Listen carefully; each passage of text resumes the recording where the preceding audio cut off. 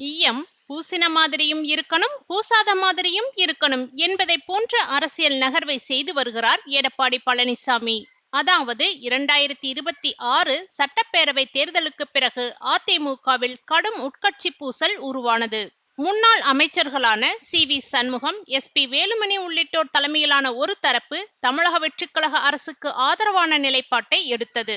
சட்டப்பேரவையிலும் தனி அணியாக செயல்பட்டதுடன் நம்பிக்கையில்லா தீர்மானத்திலும் தாவேகா அரசுக்கு ஆதரவாக வாக்களித்தன. இதையடுத்து அதிமுக பொதுச் செயலாளர் எடப்பாடி அதிரடி நடவடிக்கை எடுத்தார். சி.வி. சண்முகம், எஸ்.பி. வேலுமணி உள்ளிட்ட மூத்த தலைவர்களிடம் இருந்த மாவட்ட செயலாளர் உள்ளிட்ட முக்கிய பொறுப்புகள் பறிக்கப்பட்டன.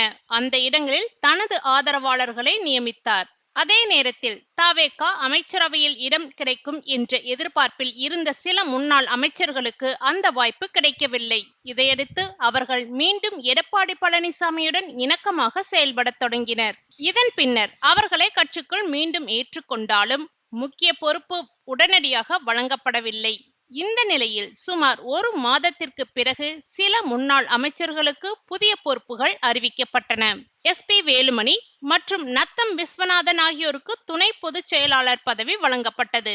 முன்னாள் அமைச்சர்களான தங்கமணி, கருப்பணன், கே.பி. அன்பழகன், காமராஜ், பாலகிருஷ்ண ரெட்டி உள்ளிட்டோருக்கு அமைப்பு செயலாளர் பொறுப்பு வழங்கப்பட்டது.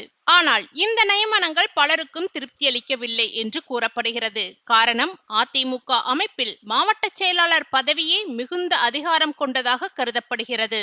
மாவட்ட நிர்வாகிகள் நியமனம், கட்சி அமைப்பு விரிவாக்கம், போராட்டங்கள் நடத்துதல், தேர்தல் காலங்களில் வேட்பாளர் பரிந்துரை செய்வது உள்ளிட்ட பல முக்கிய அதிகாரங்கள் மாவட்ட செயலாளர்களிடமே உள்ளன.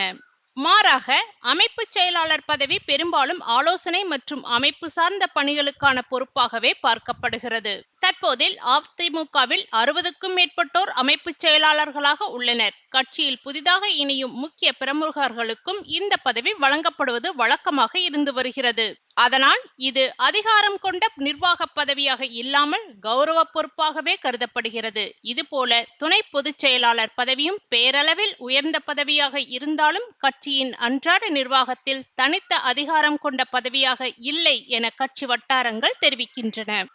முக்கிய முடிவுகளை எடுப்பது, நிர்வாகிகளை நியமிப்பது அல்லது நீக்குவது உள்ளிட்ட அனைத்து அதிகாரங்களுமே பொதுச் செயலாளர் வசமே இருப்பதால் புதிய பொறுப்புகள் வழங்கப்படும் முன்னாள் அமைச்சர்கள் முழுமையான திருப்தியில் இல்லை என்ற தகவல் வெளியாகியுள்ளது. இதனால் மாவட்ட செயலாளர் பொறுப்புகளை இழந்த முன்னாள் அமைச்சர்கள் மற்றும் அவரது ஆதரவாளர்கள் மீண்டும் ஆலோசனை நடத்த திட்டமிட்டுள்ளனர்.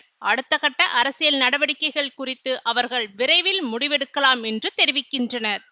அதே நேரத்தில் தற்போதைய மாவட்ட செயலாளர்களின் செயல்பாடுகளை எடப்பாடி பழனிசாமி தொடர்ந்து கண்காணித்து வருவதாகவும் அவர்கள் எதிர்பார்த்த அளவில் செயல்படவில்லை என்றால் மாவட்ட செயலாளர் பதவிகளில் மீண்டும் மாற்றம் செய்யப்படலாம் என்றும் அதிமுக வட்டாரங்கள் பேசுகிறது.